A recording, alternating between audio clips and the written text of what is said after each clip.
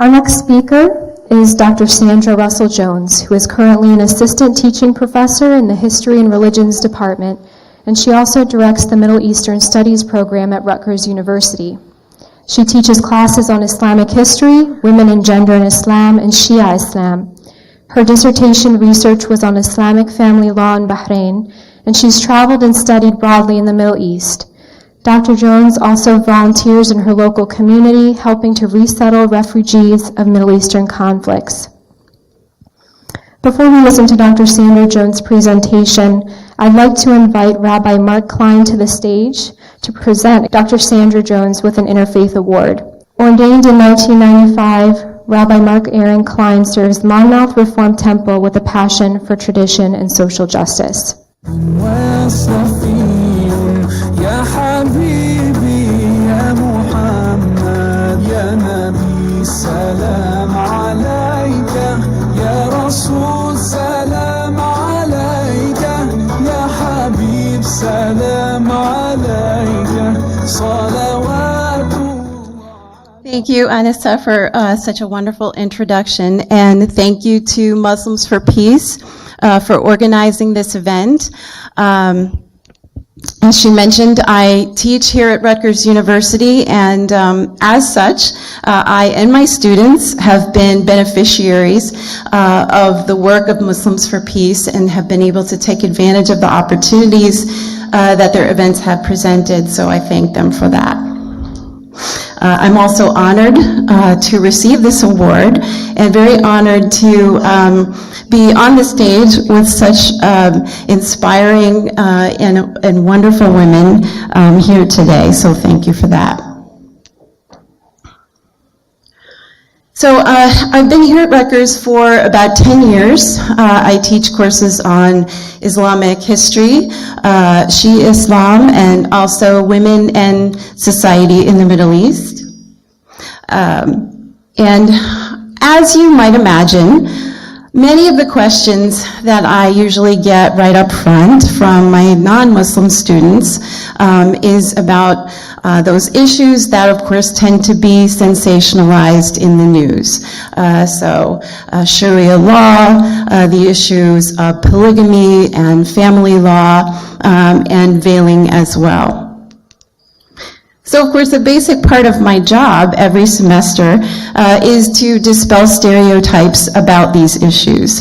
And by the end of the semester, if I've done my job properly, the students have a deeper understanding of the actual roots of these topics in the religious text and in religious practice throughout history.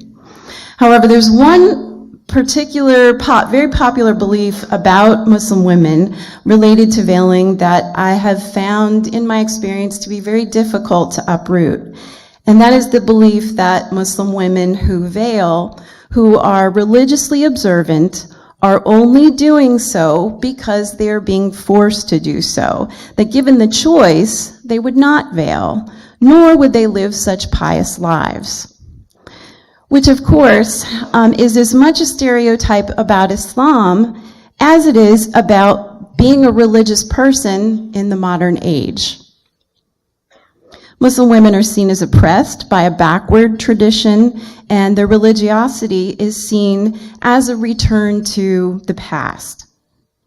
When I'm addressing this issue in my classes, there's an anecdote that I like to tell about an acquaintance of mine, a woman who is educated, very well-educated, liberal, feminist New Yorker who one day a couple years ago asked me, we're having a conversation about what I teach, and she said to me, so Sandy, do you think Muslim women are ready?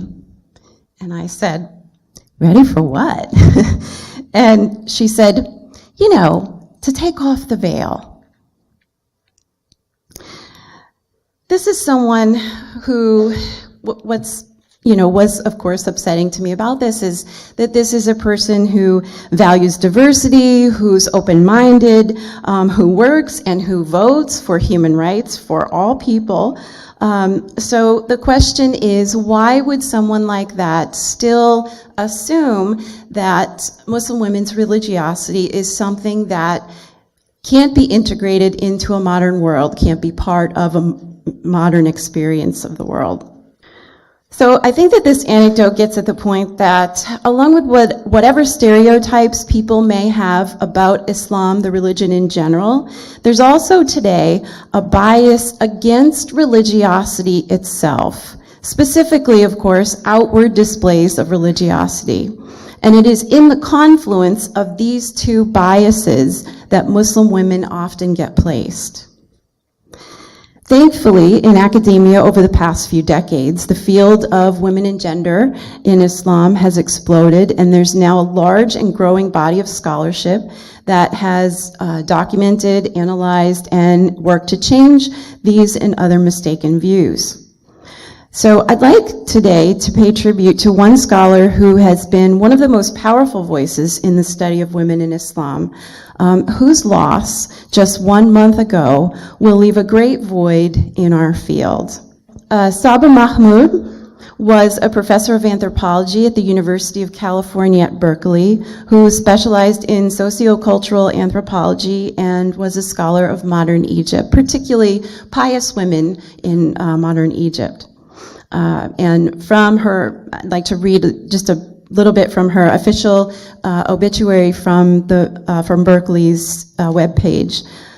Mahmood made path-breaking contributions to contemporary debates on secularism, opening up new ways of understanding religion in public life, and contesting received assumptions about both religion and the secular. Against an increasingly shrill scholarship denouncing Muslim societies, she brought a nuanced and educated understanding of Islam into discussions of feminist theory, ethics, and politics. Her publications and presentations have reverberated throughout the humanities and social sciences, profoundly shaping the scholarship of a new generation of scholars as they develop a thoughtful, knowledgeable, and critical approach to religion in modernity. So if there are any students or academics here who have not read any of her work, I urge you to do so. Although I'll caution you, it's not for the faint-hearted. I do have a PhD, but still, it takes me 4 or 5 times through some of her paragraphs to get what she's saying. She's an absolutely brilliant scholar.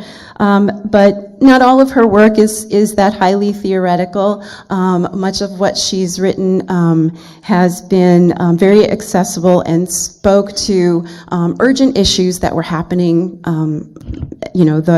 in the day.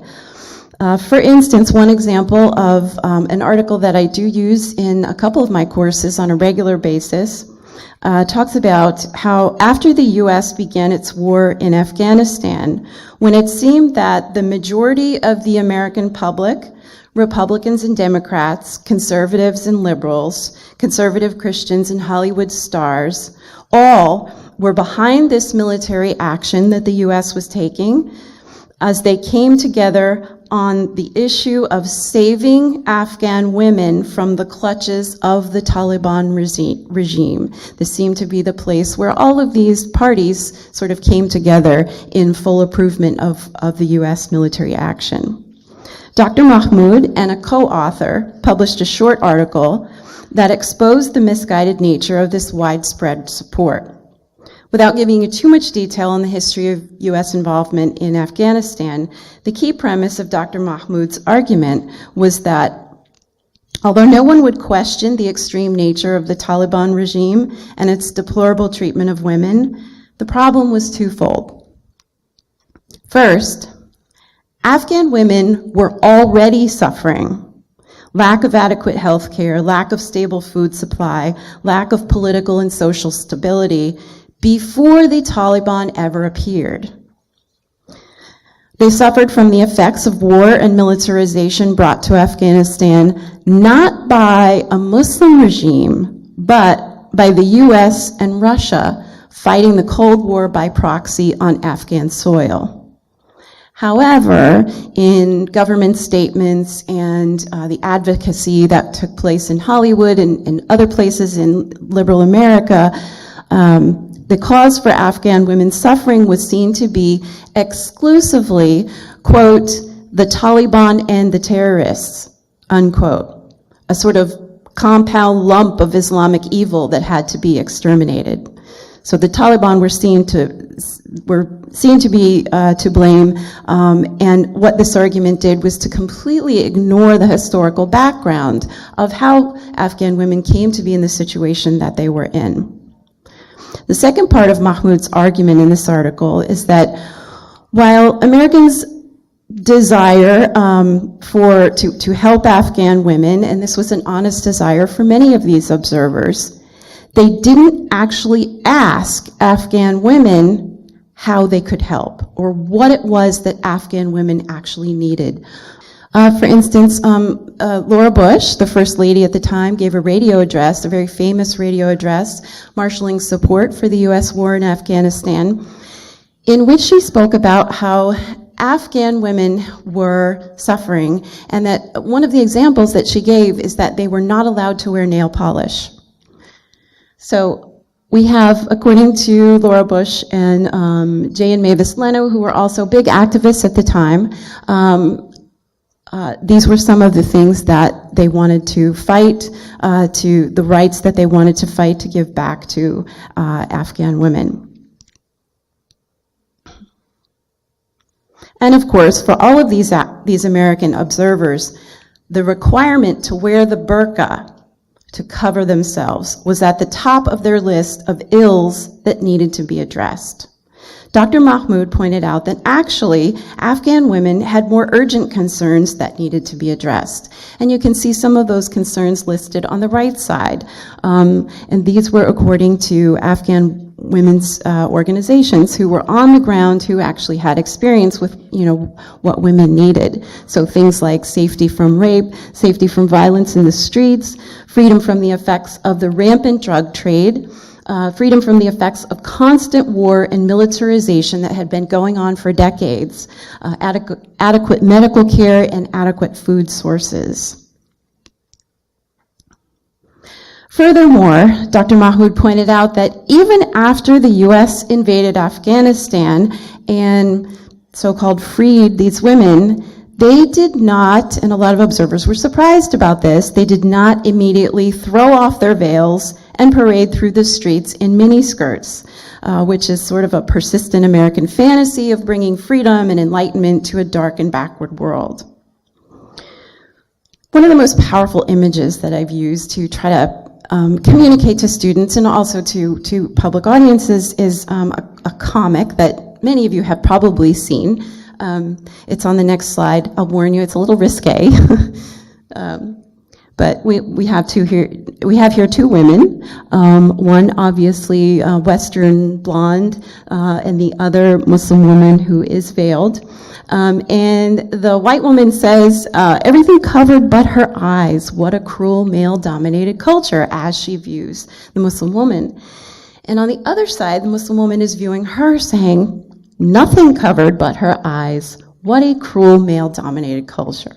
Okay, so you've got, it's shown in a very clever way, these two perspectives, but that has served to be, particularly for my non-Muslim students and my non-Muslim audiences, very, very powerful expression of how the Western view that in order to be free, women must, dress in a certain way, in a typically Western style, that they must show their skin at some point, that this view may not be a universal view of what women's freedom looks like.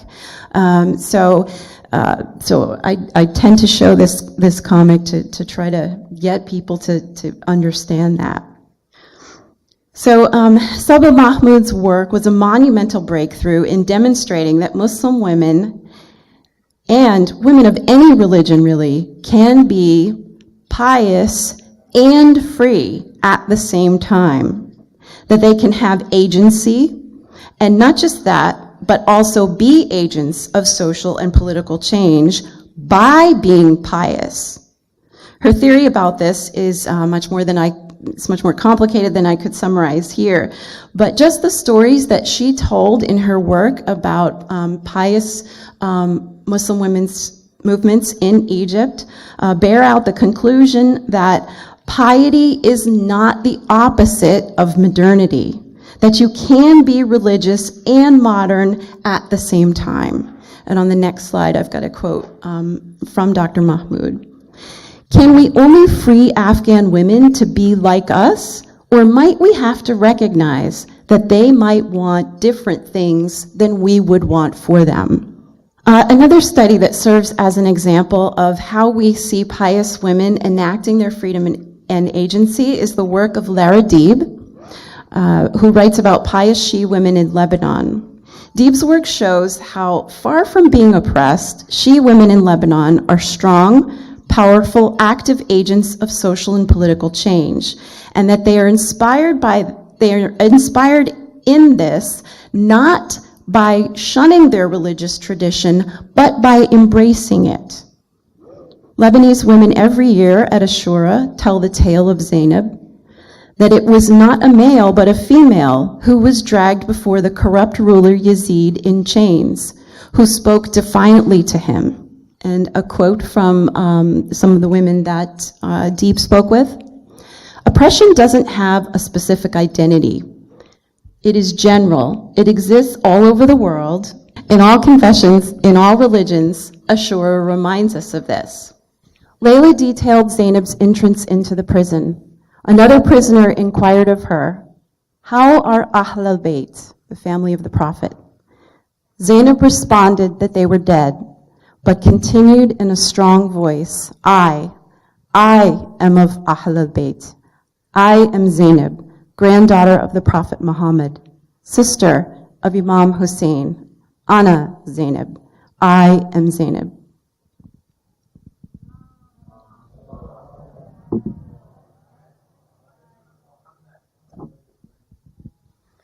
This action inspires Shia women all over the world to fight oppression wherever oppression lives, to not stay silent, to speak, to act, to work toward justice and peace. As I take home this honor today, the award for encouraging interfaith dialogue and understanding, I want to say, as a faithful Christian, that it is my strong belief that the massive challenges that women face today, that we all face today, can be and are being met by many of us, not only by drawing strength and inspiration from our own religious traditions, but by coming together with those of other traditions, respecting each other, sharing in our common humanity, and fighting oppression and injustice together. Thank you so much.